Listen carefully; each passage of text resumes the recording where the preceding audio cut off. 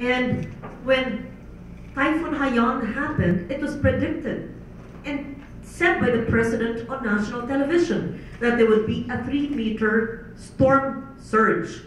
But the challenge here is communicating the storm surge.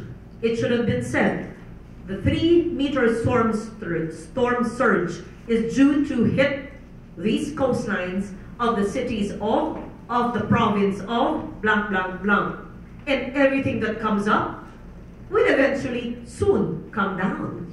So it should have been communicated in a few seconds, half a second, 1 second. The 3-meter storm surge would have gone inland. How many meters?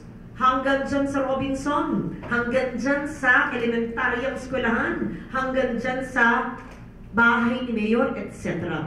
And now, that's how it should be communicated. In graphic, simple language that the barangays and everyone understands.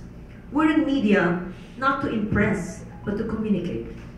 And even the scientific community, even PAGASA, even we in government must be able to learn to communicate it clearly. For instance, how do we prepare for an earthquake? We cannot predict, unlike the storms, the typhoons, and the storm surges, when a quake will happen. We can only prepare for it in order to achieve zero casualty and damage. The Mamayer study, I hope you know that because of the 2004 study of JICA, the Metro Manila Earthquake Impact Reduction Study conducted by JICA revealed that a 7.2 magnitude quake in Metro Manila could cause the destruction of 40% of our residential buildings, perhaps more. Remember, this was 2004, 10 years ago. And since then, more buildings were erected. 35% of all public buildings could be damaged. Again, this was 10 years ago. And it could kill 34,000 people. It could be more because there's bigger population. Injure 114,000 individuals, and ensuing fires could also result to 18,000. Again, it could be more because this was 10 years ago, additional fatalities. Now, how do we make use of this data to strengthen our preparedness against the big quake? The role of media here is to constantly remind the government of the recommendations incorporated in the Mamayer's report. And I quote, this is not original. Develop a national system resistant to earthquake impact, to improve Metro Manila's urban structure resistant to earthquakes, to enhance effective risk management system, to enhance community disaster management capacity, to formulate reconstruction systems, and to promote R&D, research and technology development on earthquakes. That's a lot.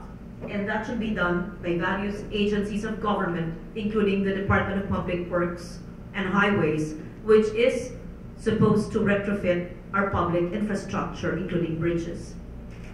What am I trying to say? The media has a duty to create awareness and to disseminate information about natural hazards, whether it is a cyclone, or a storm, or a storm surge, or an earthquake,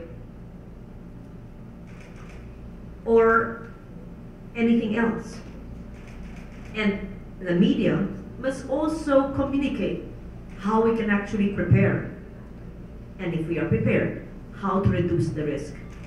As a channel of information, the media has a responsibility to constantly remind so that preparedness and resilience become a way of life.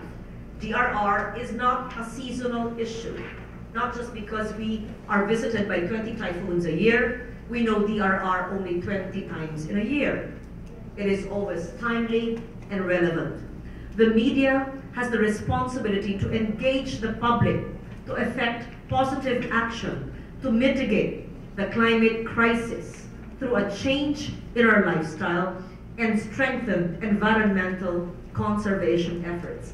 The media is a powerful force that can promote a change in our mindset from one that is reactive to the one which anticipates, to one that is proactive. In closing, I wish to stress that humanity must adapt to a fast-changing environment and to adopt a risk-informed lifestyle.